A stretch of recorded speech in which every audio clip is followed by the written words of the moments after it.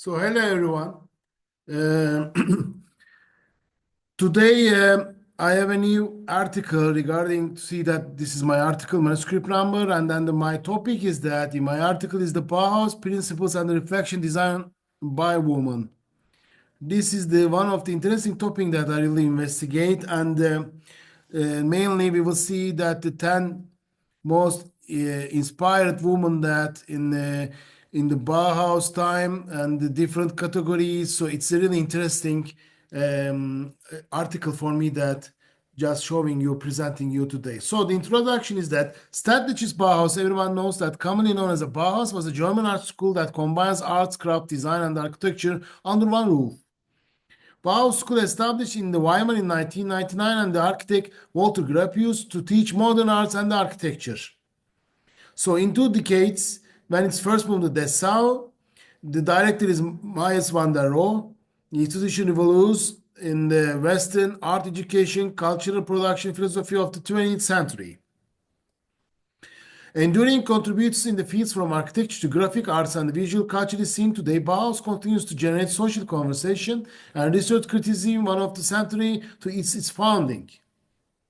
But what truly makes the Bauhaus core ideologically a cultural shift is that the teaching principles and the ideologies emphasized cooperation between and the integration of creative arts and the knowledge of technologies of production.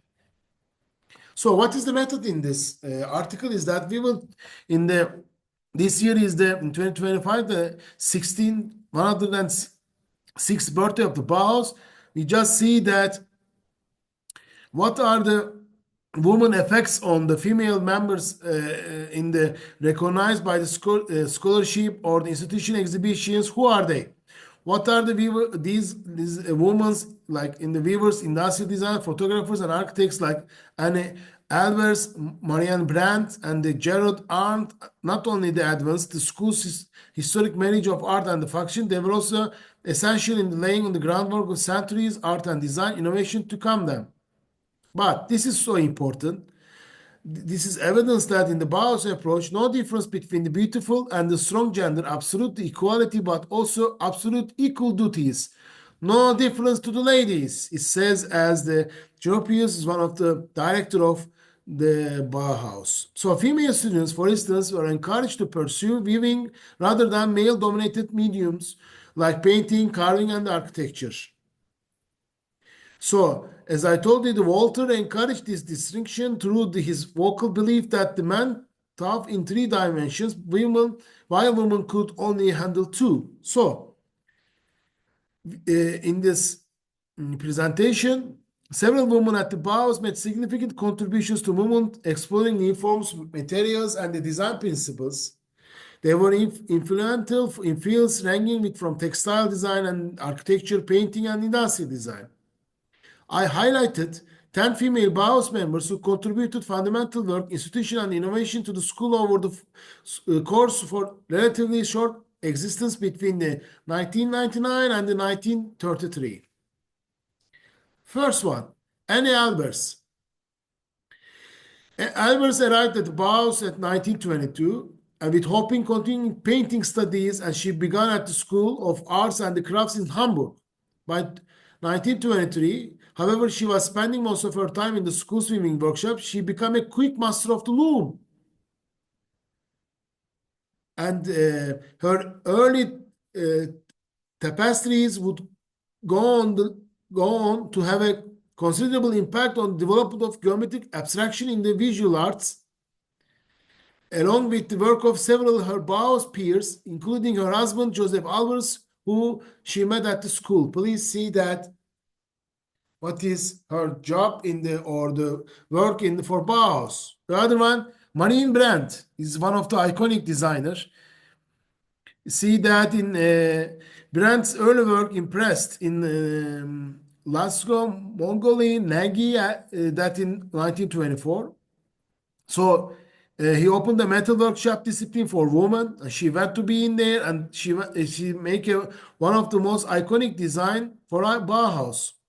Ashtray, as you see that, and the other one is for the silver tea infuser and the strainer, which they are still in the British Museum, both Met and the British Museum among their institutions. Gerard Arndt. Gerard Arndt is landed in 1923 in the Bauhaus. She is very talented for the patterned rugs in weaving workshop. She worked in the weaving. So please see the right side that it is one of the iconic design for the patterned rugs in the wood in the weaving workshop. That what she did. The other one is Gunther Störz. She did one of the iconic design also. Please see the right side that the chair with the iconic design because she experimented with the diverse range of the disciplines at Bauhaus. Focus on weaving department that she helmed from 1926 to 1931. She was known as the complex patchworks of patterns composed of undulating lines in the kaleidoscopic mosaics of colored squares. Perfect. She made one of the Marcel Brauer's chairs in the, you know that Marcel Brauer is also in the still time for covering his chair and a very iconic way. The other one, Benita Koch-Ott. She was also used the textiles to explore new approaches to abstraction.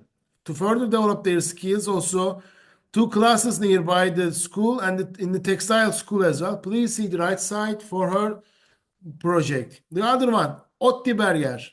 She worked in the weaving workshop mostly, but she made more expensive and conceptual approach that many of her contemporaries.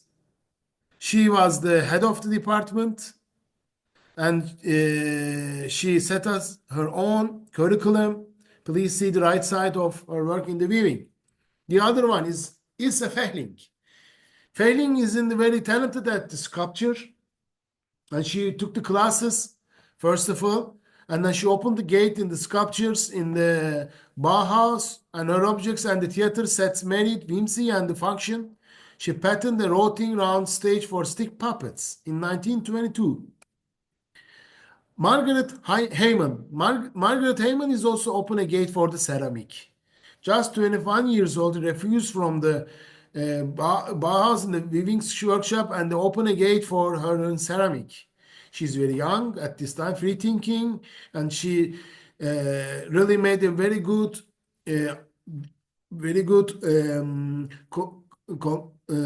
patterns and the colorful glaze as you see in the right side.